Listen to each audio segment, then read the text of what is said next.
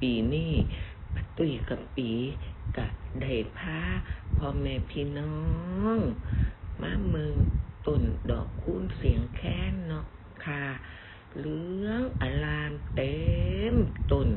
งามหลายงามคักค่ะเหลืองอลามเต็มต้นหน่วย3 สักอยู่อุ้ยงามคักงามแน่ดอกคูณเสียงแค้นค่ะปีที่แล้วป้าตุ้ยกับปีก็ได้ทายต้นดอกคูณเสียงแค้นแบบนี้ให้พ่อแม่พี่น้องได้มึงได้ชมกันเนาะค่ะมาปีนี้ป้าตุ้ยกับปีก็ได้กลับมาทาย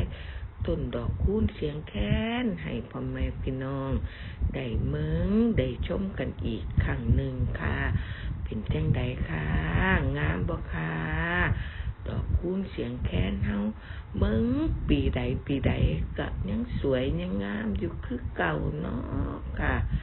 ดอกคูณเสียงแค้นนี่นะค่ะ